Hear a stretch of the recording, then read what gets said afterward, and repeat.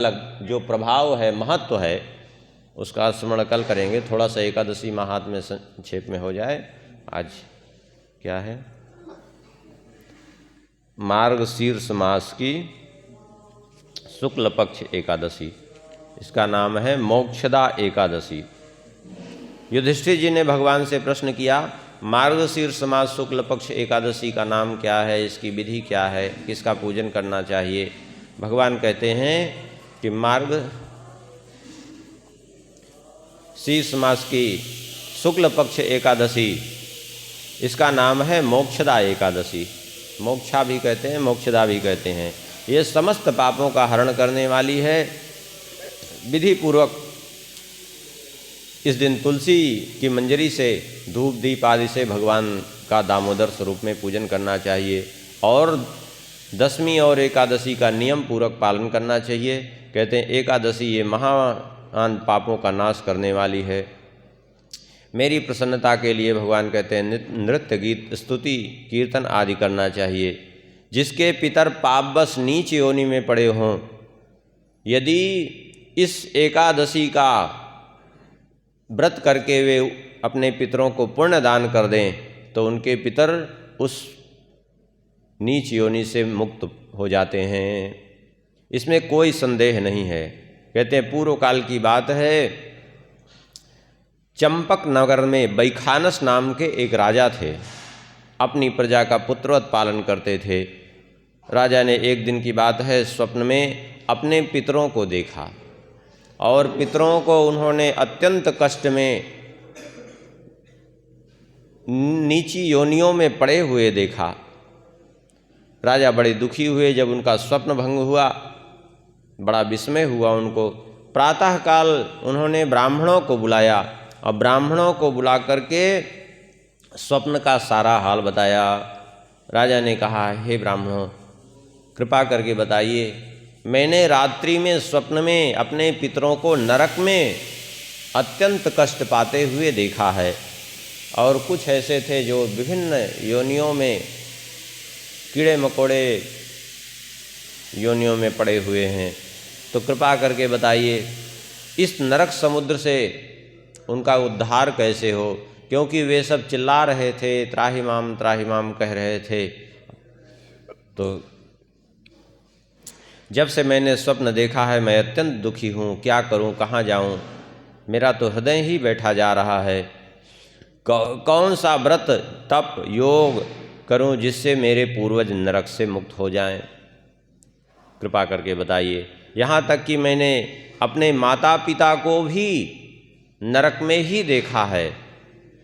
ऐसे पुत्र से लाभ क्या जब माता पिता नरक में पड़े हों?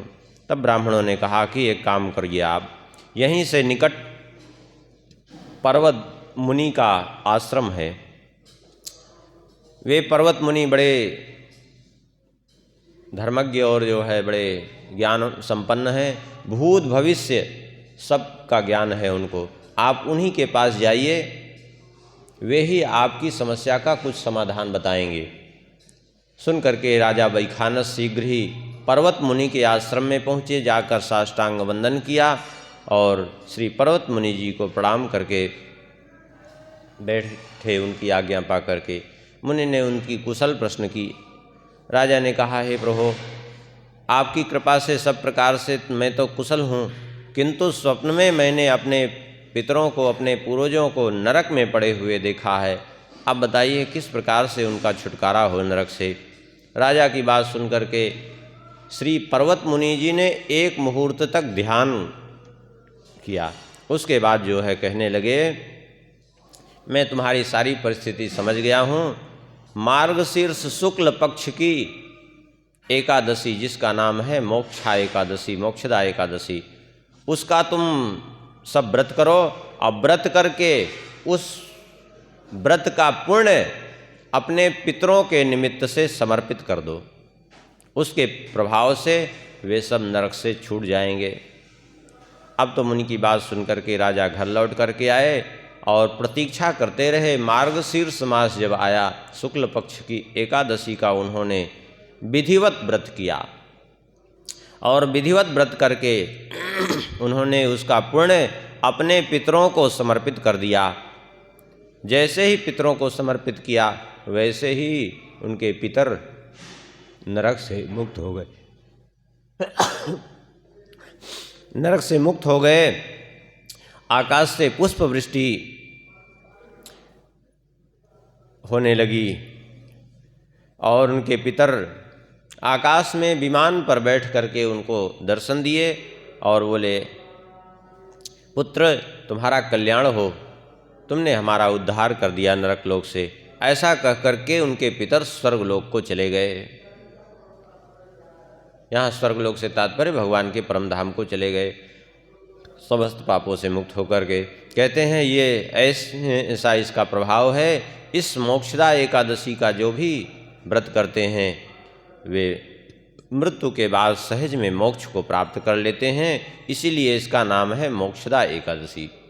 कहते हैं इस एकादशी के महात्म्य को भी श्रवण करने मात्र से वाजपेयी यज्ञ का फल प्राप्त हो जाता है, ऐसी इसकी महिमा है। श्री एकादशी महारानी की। इस प्रकार से जो है एकादशी का